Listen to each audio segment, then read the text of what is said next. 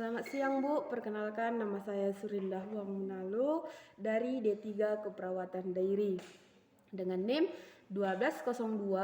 120221000079. Nah, di sini di siang hari ini saya akan menjelaskan tentang hakikat dan fungsi bahasa yang saya ketahui.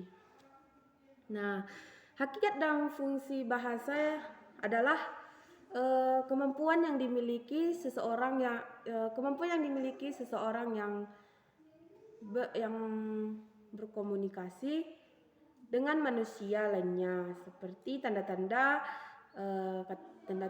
atau kata-kata gerakan. Nah, bahasa ada yaitu sarana makhluk sosial dan estetisnya diakui. Bahasa semua ajaran yang dihasilkan oleh alat ucap manusia. Nah, di sini ada beberapa sifat-sifat bahasa. Ada sistematik, manusaka, manusiawi, produktif, dan dinamis. Nah, di sini saya akan menjelaskan beberapa saja yang saya jelaskan dari sifat-sifat bahasa tersebut, yaitu dari manusiawi. Bahasa manusiawi yaitu bahasa adalah bunyi yang diujarkan oleh pengguna, hanya manusia yang dapat mendengarkan dan mengembangkan bahasa.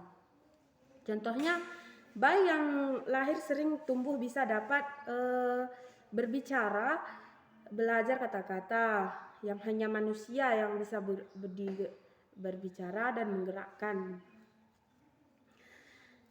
Nah, yang kedua yaitu produktif. Produktif yaitu manusia adalah makhluk yang berakal adil. Yaitu contohnya manusia produktif yaitu manusia yang berakal budi.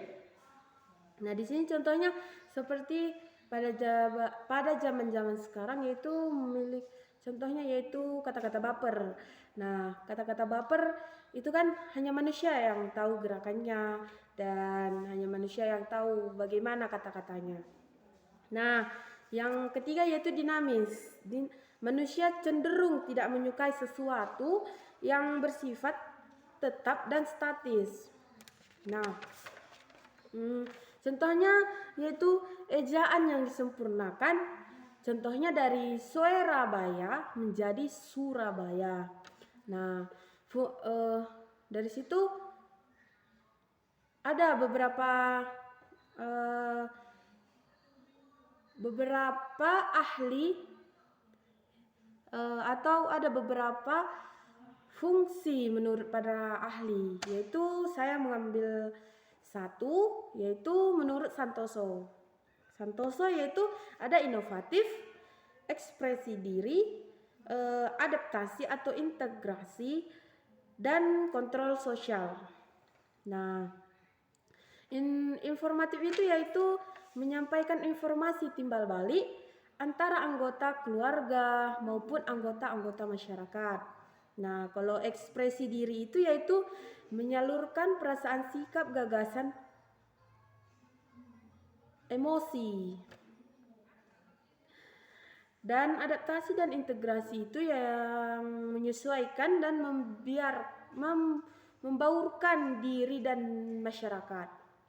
Nah, kalau kontrol sosial itu yaitu mempengaruhi sikap dan pendapat orang lain.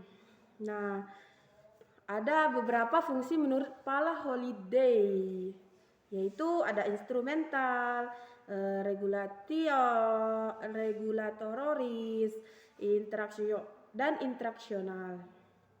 Nah, instrumental itu yaitu memperoleh sesuatu, dan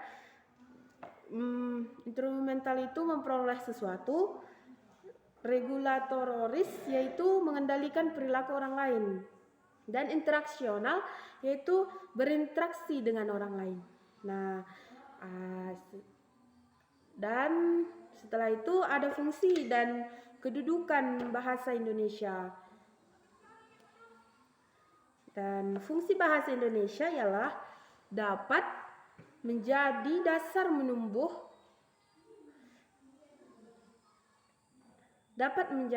menumbuhkan jiwa nasionalisme kaum muda maupun kaum pelajar. Sedangkan dalam kedudukannya yaitu sebagai bahasa negara, bahasa Indonesia yang bertanggung jawab sebagai bahasa resmi kenegaraan.